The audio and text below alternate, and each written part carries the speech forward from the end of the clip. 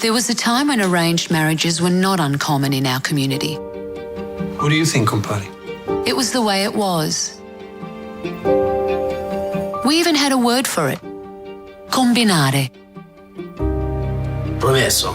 To arrange. Promesso. Roberto e Angela. Roberto e Angela. But the world was changing and so were we. Hello and welcome to the Matt's Movie Reviews podcast. I'm your host Matthew Pejkovic and this is episode number 261. Currently playing in select cinemas across Australia is Promised, a romantic drama set in 1974 Melbourne, Australia that tells the story of a young couple who are arranged to marry one another under a very traditional Italian custom forced upon them by their parents. A story about culture, love and the clash between the old world tradition and new world values. Promised approaches its subject and its characters with maturity and fine storytelling. And I'm glad to say joining me now on the podcast is writer and director of Promised, Mr. Nick Conidi. Nick, I thank you very much for your time today. My pleasure, Matt, and nice to be on your show. Thank you. So, something that keeps coming up when I listen to interviews about Promised is that it's based on a true story. And from what I can gather from the end credits of the movie, this has to do with your parents. What was it about their story that really compelled you to make a feature film, not exactly based on it, but at least based on the things that they went through? Well, look, I think I just wanted to give back something to my parents, and in that case, all migrants, came out here on a voyage to a place they didn't know where they were going to, and they, brought along their traditions, and I just wanted to just give something back to them and just show what they did and why they did it in a different light, perhaps put a different perspective on it. I know arranged marriages have got negative perception, and as they should, but I just wanted to shine a different perspective on it. And I can really understand where you're coming from with that. I'm myself a first-generation Australian. My parents came to Australia in 1969, and I really do understand the concept behind them bringing kind of like their traditional values to a new world country and kind of the clash from that. And I think it takes decades and decades for that to really start to let go of kind of like the older stuff, but not all of it. I mean, I think it's really important, in fact, to hold on to a lot of those older cultural customs. Mm-hmm. Yeah, well, look, arranged marriage is an interesting one. Obviously many cultures in the world do practice it. But the one interesting thing I say, Matt, is that the people that have seen the film that actually lived through that time, in the 50s and 60s and 70s, they look back at it, nostalgically. So, when we use the term arranged, it is literally arranged and distinct from forced. My case my movie is unique in the sense that, it's more a love story. That's what I wanted to highlight and give hope to the message that love will find a way, and the backdrop is an Italian arranged marriage set in the 60s and 70s, But yeah, it's interesting that whilst we look at it now moralistically, I mean, the people that look back on it nostalgically, which is, it's fascinating in itself, We've got to remember that Australia isn't the Australia that we know of today with the sophisticated social scenes that you can go out any time and meet someone.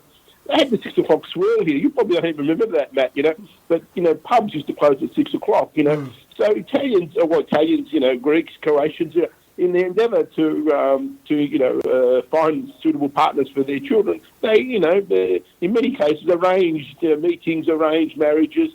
My case is, my film is obviously fictional and unique, inspired by a true premise. And that was the fact that my father, in his wisdom, in the 50s, decided to promise. My mother was pregnant, and his friend's wife was pregnant, and they decided to promise their children in marriage. As it turned out, at me and to one of the man's daughters. Interestingly enough, as a kid, I didn't embrace the concept, but I found it fascinating. Perhaps because the girl was gorgeous. I didn't marry the girl, but I just wanted to make a film about that time without being too judgmental. And that's what I wanted to do. I mean, I'm no moralist. Everyone had parents love their children. They had a certain, incentive for them. And what I wanted to do is just sort of highlight in the movie everyone's perspective on it without being too judgmental. I don't condone the practice. I don't certainly condemn it. So it's interesting. It's food for thought. In regards to how arranged marriage is portrayed in your movie, is the custom of it, is that something that comes more from the southern part of Italy compared to the other parts of the country? Absolutely. And typically because most of the migrants that did come were from southern Italy, Calabria and Sicily, it was very common, and surprisingly, Matt, since I made the film, so many people had come out of the woodwork and told me that they were arranged, or they know someone's arranged, or their mother was arranged, their cousins were arranged, and they seem to be, they don't hide it as much. Since I've made the film, people have come out to me and spoken to me about it, and again, they look back at it nostalgically in most cases. Do you also get the opposite reaction where maybe the younger members of the Italian-Australian community will come forward and say they had no idea these kind of practices were done some 30, 40 years ago? Exactly, yeah. Well, even Antoinette, who played Angela she was, when she read the script, she thought, this is pretty backward concept. But then she started talking to her mother and her aunties, and they sort of, and they articulated the reasons why they'd happened, and she had a bit more sympathy for the role and understood the role a bit better once she spoke to her mother and her relatives. And yeah, I mean, it was more common than people like to think it was. I mean, it wasn't just sort of an exceptional case. I venture to say there's a good number. Did you know, Matthew, there was 15,000 proxy marriages from southern Italy. There's 15,000, which represents 2-3% of all people that came to Australia. That's sight unseen. And then the arranged marriage is something where they were, all local people, and so that was a higher proportion too. So I bet you this after 10% of marriages were arranged. And it's interesting because after I watched your film, I looked up statistics, and it said that of all the marriages in the world, and this is like a recent study as well, that the number was like 56-57% were arranged. And wow. The divorce rate between an arranged marriage and, say, a marriage that comes about freely without any type of force or tradition or what have you, the divorce rate was much lower in arranged marriage as well. I'd gather, though, that will be the case because, and I'm sort of an advocate for it, that when you keep marriages within a certain cultural context, whether it be religious or ethnicity, for example, and that there is probably a higher chance that there might be a success there. Oh, well, certainly there's the nuances of that culture that sort of, there's no clash there. I mean, Italians, we do things, we tend to go to a lot of funerals. Aussies don't go to that many funerals. Explain to your Aussie wife, we've got to go to a funeral, we've got to go to lutto. So you haven't got that obstacle to overcome. That's one reason. But the other thing is also, I think, and what I wanted to sort of highlight too is that, not in this case, obviously, Angela was a bit willful, but, many people embrace the concept of arranged marriages. Now, I haven't watched this show, but they tell me Married at First Sight is the highest rating show in Australia last year. That's an arranged marriage, whichever way you cut it. It's an arranged marriage, and we accept that premise. We can watch that because people have subjected to be in that show, to be in an arranged marriage. So why can't we accept the fact that, in certain ethnic cultures, people may be quite content to subject themselves to an arranged marriage? Well, look, certainly when we talk about arranged marriages in the Italian culture, from my experiences, they weren't forced. What they did, they sort of said, okay, let's organise a meeting at a dinner or whatever. Let's introduce these people to each other. And if there was some obstinate, refusal, that they wouldn't get married. But in most cases, they embraced the concept and were happy to go along with it. Let's talk about the cast of the movie. So the main characters are Robert and Angela, played by Daniel Barini and Antoinette Iuzu. And I do apologise if I mispronounced that surname there. No, you didn't know. That was perfect. Oh, excellent. Now, when it came to casting those two actors, because for a lot of us, this is going to be the first time we've seen them on screen. I know they both have a background in both theatre and screen work, but this is like their biggest thing that I've seen either in so far. When casting for these characters, did you know of them beforehand? Was there an audition process? How did that all come about? Well, I think we found Daniel through Showcast. He did an audition. I instantly liked him. I thought he was perfect for the role. He sort of, and with Antoinette, well, she was in LA trying trying to crack it over there, and she auditioned, and we flew her back, and we felt she was not the most suitable for the role. Certainly got the aesthetic look that we were after, and I think Daniel had certainly the mannerism, the way he approached the audition was, I think he understood the character better than most. When it comes to Angela's parents, you have Tina Arena and Paul Mercurio. Paul, we know that he's had screen experience before, of course, with Strictly Ballroom and other films like that. But Tina Arena, I don't remember seeing her in a film beforehand. Is this her screen debut? Yes, it is. She's back in Australia. So, look, when I embarked on this project, Matt, I thought I'd make a small indie film, The screenplay landed in Tenner's lap, and she's back in Australia, and she wants to get into acting. And to be honest, I was a bit sort of overwhelmed by the fact that she wanted to be in the film, and she wanted to be in the film for the right reasons. Her parents were the last proxy marriage out of Sicily, between Sicily and Australia. So she could resonate with the script, and she had an affinity with the storyline, and she liked the way I sensitively portrayed that aspect of her parents' union.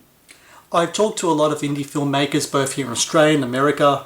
We talk about what happens after you land a big name like that in your production. In your case, when Tina Arena signs on, what happens to the production? Does it get fast-tracked much quicker? Does more funds come to your way? Is that the follow-on after she signs on to the dotted line?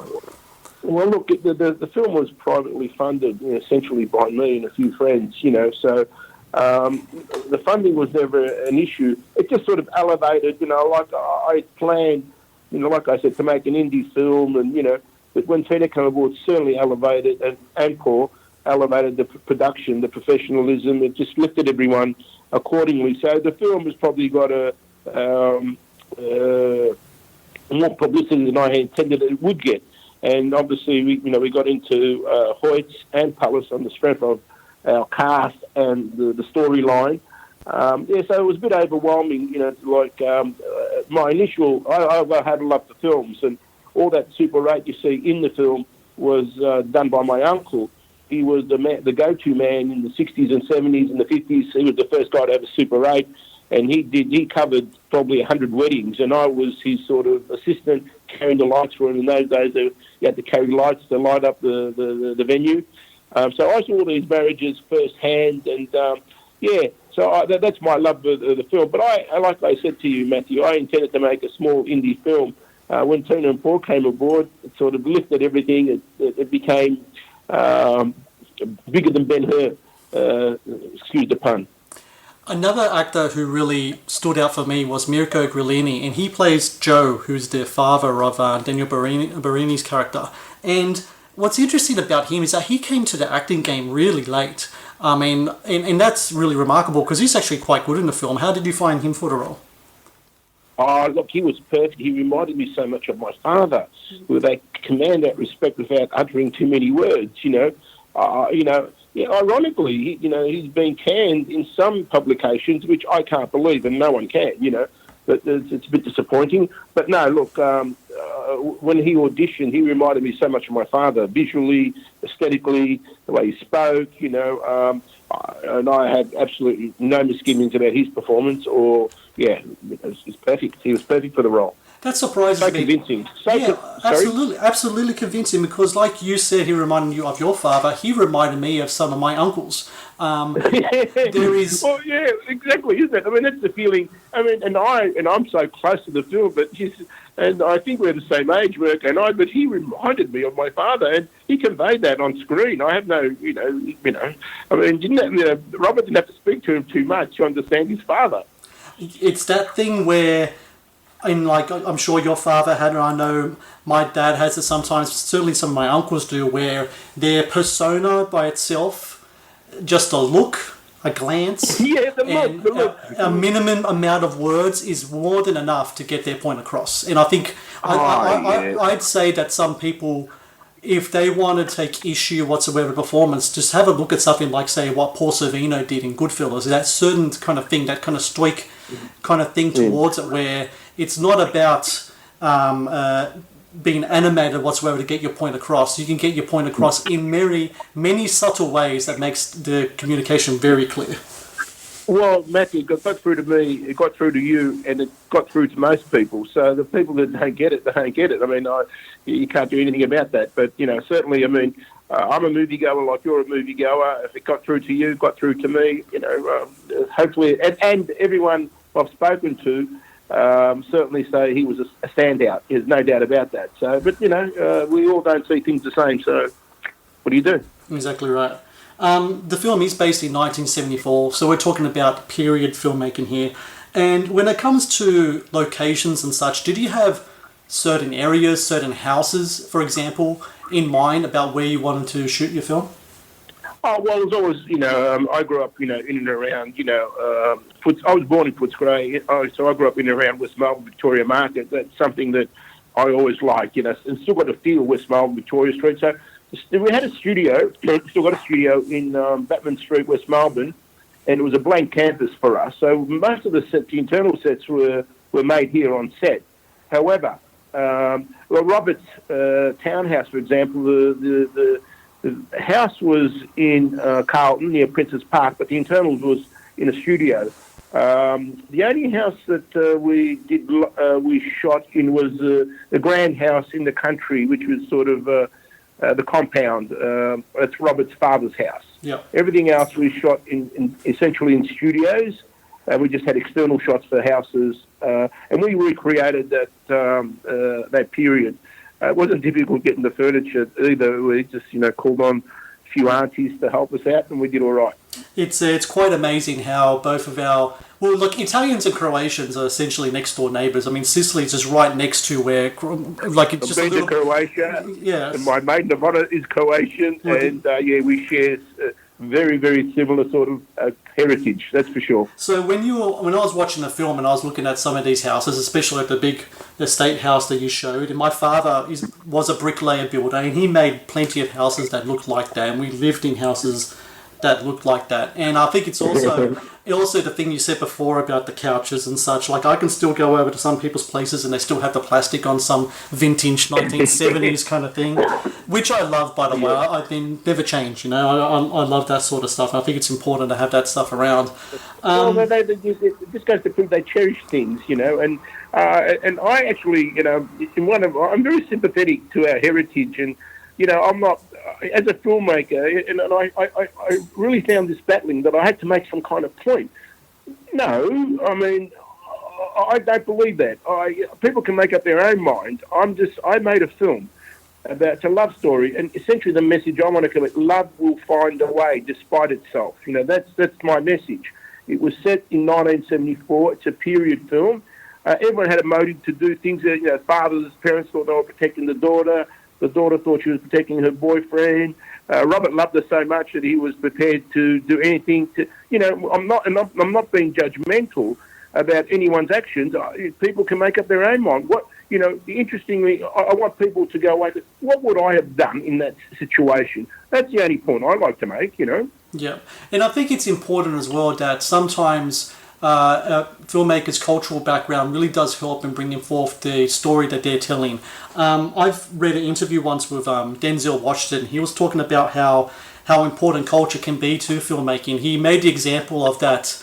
You take Steven Spielberg and Martin Scorsese. Well, Martin Scorsese could have made Schindler's List.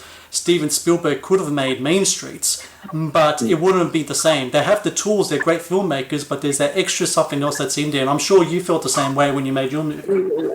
Absolutely, the guys that made The Godfather, he goes, I wanted to smell the pasta on set, What I'm so gratified about, Matt, is that, they premiered at the Italian Film Festival, and the Italians, the Croatians, the Greeks, they love it. I'm getting positive feedback from all them, because, because of the way I portray their time, our culture. There's nothing more satisfying than that, So, I think it's very, very important. I think it gives it a greater depth if you understand the culture, if you're part of the culture of film. And that's why, if I go again, I can't see myself making films that I don't identify with, because I think you're missing something. And I hope that you continue to do so, because I'm a big advocate for... I'm especially a big advocate for more films made from like the European Australian perspective, because we don't get enough of them here. I think the Australian film industry is especially geared towards making films about the Indigenous communities and also other communities as well. But I think that the stories that affect our communities are missing out quite a bit. You can't always wait for, say, a Nick Giannopoulos to make a film. Someone else has to step in. And I do thank you very much, Nick, for stepping in and making Promise for us. Well, I just want to say this, that again, I understand exactly where you're coming from, because I grew up with the Nick Giannopoulos, which I love his film, don't get me wrong, but they all got that comical slant, or Marky, a criminal. There's a body of work. There's a body of. We are a unique people. Migrants. We are unique. I'm sure you're not Croatian and you're not Australian. We are unique. We are migrants, and I'm proud of that. I don't think it's a handicap in any way, shape, or form. But we are a class of people unique to the world. Migrants all over the world, and I think there's stories to be told. So let's tell them. Absolutely right. So everyone out there listening, Promised in select cinemas across Australia. It comes highly recommended from me. I put up a 4-star review, I think it was late last week. And Nick Conidi, I thank you very much for your time today, and congratulations with the movie. My pleasure. Lovely to talk to you, Matt, and good luck to you.